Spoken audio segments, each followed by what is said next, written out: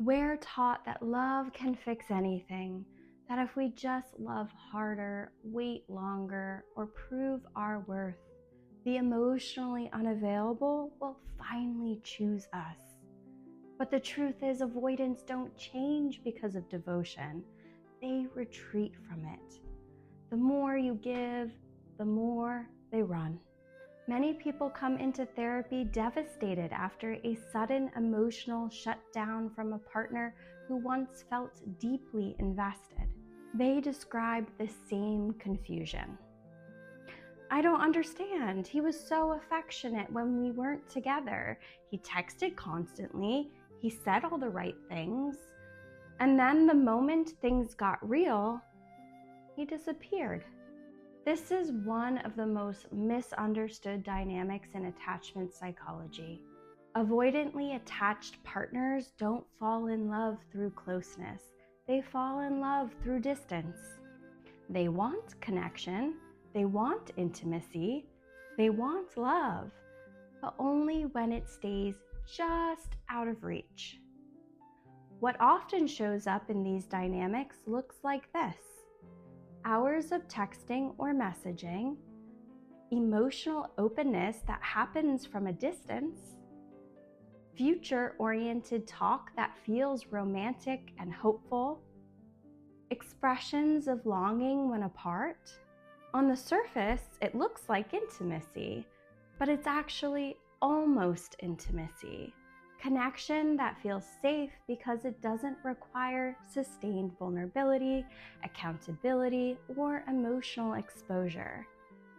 The moment the relationship begins to move from imagined closeness into lived closeness, when consistency is requested, when clarity is needed, when emotional presence becomes real, the avoidant nervous system often shifts from curiosity into threat. Closeness starts to feel dangerous. Visibility feels exposing. Vulnerability feels unsafe. And so the same person who seemed deeply bonded from afar can suddenly become distant, cold, or unavailable up close.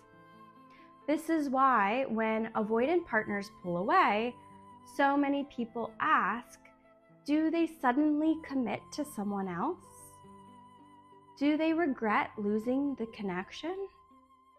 Was any of it real? But before those questions can be answered, there's a more important one to understand. Why can someone feel deeply attached from a distance, yet unable to stay emotionally present when love becomes real? That's what we're about to unpack. Who they pick. Who avoidants actually end up with. Contrary to what many people think, avoidants don't suddenly become emotionally available for the next person. They don't magically transform. They simply choose someone who won't wake up their deepest fears. So typically, avoidants end up with partners who are emotionally unavailable themselves, a tolerant codependent, low demand, low expectation, naive or inexperienced, afraid to speak up, avoid conflict, or are avoidant attachment style too. Because with these partners, no one asks for emotional transparency, no one pushes for depth, no one challenges their walls, no one requires change or more effort. It looks peaceful, but it's emotionally hollow or shallow. That's why so many avoidants end up in relationships that appear stable on the outside, but are flat, numb, or routine inside. They aren't searching for a soulmate. They're searching for safety without vulnerability, affection without depth, sex without much affection, as they often feel unable to fall asleep closely touching you. Falling asleep is one of the most vulnerable states someone can be in, so being on the other side of the bed from you feels more safe to them. Company without closeness. They superficially enjoy companionship from you, but usually on their own time. Why they go for situationships, casual, long distance, and large age gap relationships. 1. Casual relationships. A situationship is the perfect avoidant construction. No labels, no expectations, easy exit, no emotional accountability. If the other person wants more, the avoidant can say, "We were never official," and wiggle himself out of the arrangement guilt-free. It's intimacy without risk, connection without vulnerability, sex without surrender. They get the highs, but never have to face intimacy. I've heard my avoidant clients blatantly say a label of exclusivity or even a relationship label makes them feel trapped. When I've inquired what it is about forming a deeper attachment bond through fully being seen and known that scares them, they reply, "I don't want to be rejected. If they know me, they may reject me, and that feels like actual death." Sadly, they'd rather not fully bond so they can never truly be seen and therefore rejected. 2. Long distance. Long distance gives them love from a safe space. They can miss you, desire you, fantasize about you, text you for hours, but they never have to show up consistently, emotionally or physically. It lets them feel like they're in a relationship while staying fully alone. You may hear them give excuses for why they chose a long-distance relationship. Some of them being, "I don't date in Miami. All the girls are gold diggers there." Any excuse they can find not to date in the city they often refuse to move from. 3. Large age gap.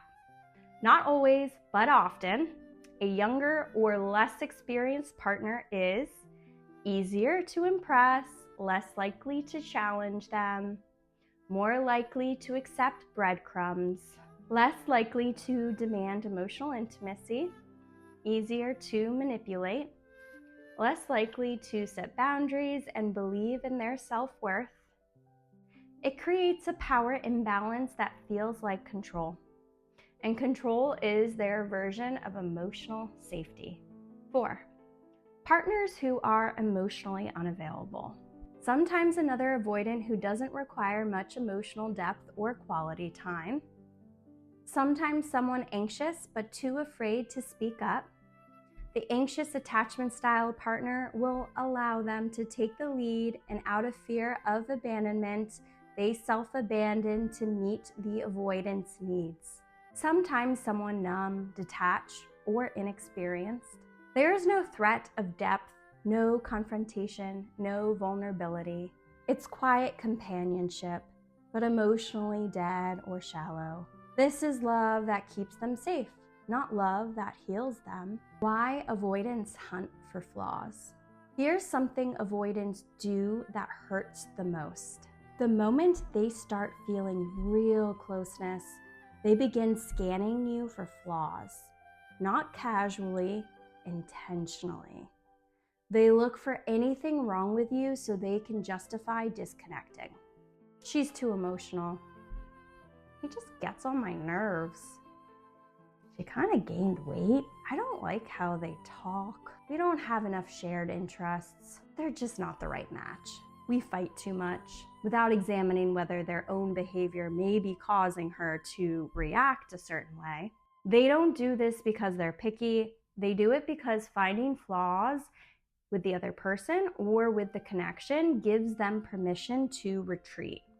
It's an excuse for them not to take any accountability for their own doing. Many avoidants cling on to the unrealistic version of a perfect partner, so that no one they meet can ever meet their expectations and standards. If you're not right, they don't have to risk getting close. They're searching for an exit. Avoidants logically know no one is perfect, but emotionally, they set the bar so high that no one ever qualifies. That allows them to say things like, "Maybe I'll never meet the love of my life," or I may not meet the one during this lifetime. I just haven't found someone who fits me. Maybe soulmates just don't exist. Maybe I'm meant to be alone. This sounds deep or philosophical, but psychologically, it's avoidance dressed up as destiny. If you believe your ideal partner is mythical, rare, or impossible to find, you never have to commit to anyone real. It's the perfect emotional loophole. What secure people know? A secure person never says, there's only one person out there for me. Secure attachment understands there are multiple compatible partners in a lifetime. Love is built, not magically discovered. Emotional depth requires vulnerability. Good relationships require effort, not perfection. Avoidants believe love should feel effortless because effort reminds them of their wounds. So when a real, emotionally present partner comes along, they push them away. Not because that partner was unworthy, but because that partner got too close. Once the dopamine wears off and the low-effort relationship becomes routine, the avoidant often feels bored, numb, detached, unfulfilled. And that's when they develop a crush on someone else, or a phantom ex shows up in memory and heart. The one who saw them, the one who challenged them, the one who asked for depth.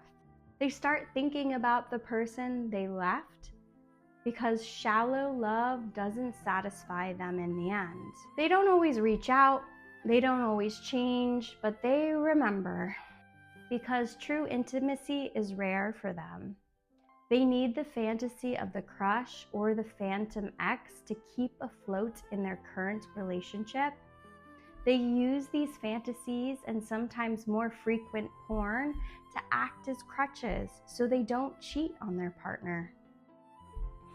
Do they regret losing you? Avoidants rarely regret you in the way you imagine, but the kind of regret they feel and whether they feel it at all depends entirely on their emotional maturity. Young or immature avoidance.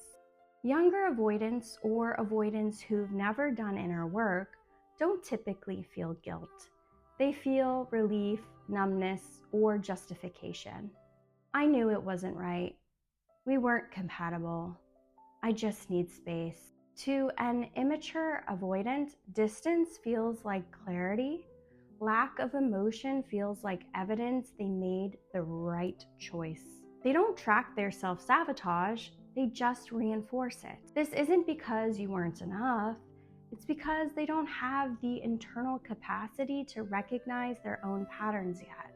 Older, more self-aware avoidant. Regret shows up later, sometimes years later, in avoidants who are finally mature enough to see themselves. These avoidants look back and realize they couldn't handle real intimacy. Vulnerability triggered panic instead of connection. Their defenses cost them someone who cared. They pushed away the very closeness they craved. Their patterns have repeated across partners. They notice they can't deeply form a bond like others can. They prioritize sex in relationships because they can only form emotionally shallow connections. This kind of regret isn't about losing the one, it's about finally noticing their self-protection becoming self-destruction. The real truth. Avoidants don't push away people who weren't enough. They push away people who got too close to or challenged the parts of themselves they spent a lifetime avoiding. So if you've ever loved an avoidant and they left, hear this clearly. It wasn't because someone else was better. It was because you were real. And real is the one thing they don't yet know how to hold. And if you want more videos on attachment, trauma, and secure connection, subscribe and stay connected.